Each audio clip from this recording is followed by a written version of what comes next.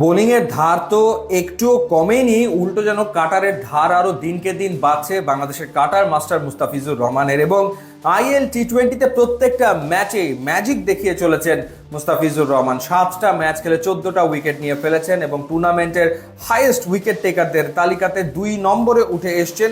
1 নম্বরে রয়েছেন ওয়াকার সালাম খেল, তিনি 8 ম্যাচে নিয়েছেন 15 উইকেট।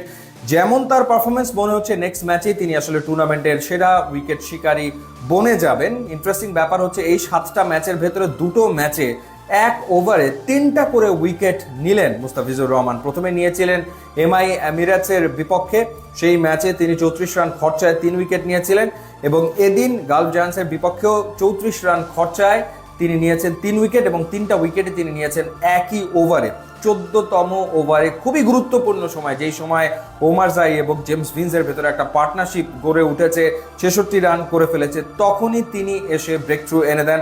জেমস ভিন্সকে তিনি আউট করেন, এরপরে ডিকসনকে আউট করেন, হ্যাট্রিকের সম্ভাবনাও তৈরি করেছিলেন। সেই ওভারে তিনি উইকেট নিয়ে ফেললেন 3টা।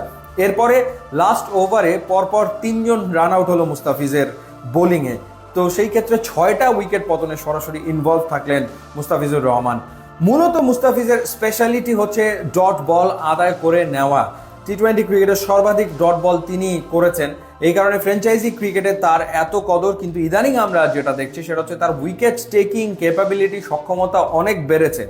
স্কিল তো ডেফিনেটলি আছে, নতুন যেটা মনে হয় যোগ হয়েছে সেটা হচ্ছে যে ব্যাটারের মাইন্ড গেম নিয়ে খেলা, অর্থাৎ ব্যাটারের মাইন্ড নিয়ে প্রতিনিয়ত এখন তিনি যেন খেলছেন এবং উইকেট আদায় করে নিচ্ছেন। আপনি যদি এই উইকেটগুলো দেখেন, 14টা উইকেট দেখেন, সব কিন্তু নামি দামি ব্যাটার, তারা আউট হচ্ছেন মুস্তাফিজের বলে। এবং তারা আগেও যেরকম কাটার যে খুব ভালো রিড করতেন ব্যাপারটা তা না, এখনও কিন্তু তারা আসলে কাটার সেভাবে করে রিড করতে পারছে না। এবং মনে হচ্ছে যে কলকাতা নাইট রাইডার্স সত্যিকার অর্থে অনেক কমে মুস্তাফিজকে পেয়ে গেছে, মানে 9 কোটি 20 লাখ রুপিতে মুস্তাফিজ খেলবেন কলকাতা নাইট রাইডার্সে, এটা নিয়ে অনেক কথা হয়েছে, আলোচনা হয়েছে। এত দামে মুস্তাফিজ KKR-এ গেছে, কিন্তু IL T20-তে তার যে পারফরমেন্স, সেই পারফরমেন্স দেখার পর তো মনে হচ্ছে অল্প দামেই KKR পেয়ে গেল মুস্তাফিজকে। এবং আরও একটা আলোচনা চলছিল যে মুস্তাফিজকে একাদশে রাখা হবে কি হবে না। এই পারফরমেন্স করার পর যদি মুস্তাফিজকে KKR তাদের প্লেইং 11-এ না রাখে, তাহলে কেমন করে আসলে হয়? আমার তো মনে হয় যে ক্যারিয়ারের সেরা ফর্মে এই মুহূর্তে ফিজ রয়েছেন।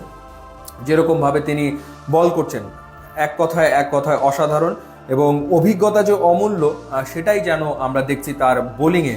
অর্থাৎ এই যে তার দীর্ঘ জার্নি, তিনি যে শিখেছেন প্রতি মুহূর্তে, সেই অভিজ্ঞতাটাই যেন মাঠে তিনি নিংড়ে দিচ্ছেন যখন তিনি বাংলাদেশের জার্সিতে খেলছেন, কিংবা যখন খেলছেন কোনো ফ্র্যাঞ্চাইজি টিমের হয়ে।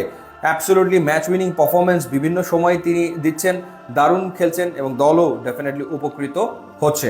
দেখা যাক মুস্তাফিজ নেক্সট ম্যাচেই টুর্নামেন্টের সর্বোচ্চ উইকেট শিকারী বনে যান কিনা। ইউটিউব এবং ইনস্টাগ্রাম লিঙ্ক দেওয়া আছে, আপনারা যোগ দিলে খুবই খুশি হব। And thanks for watching.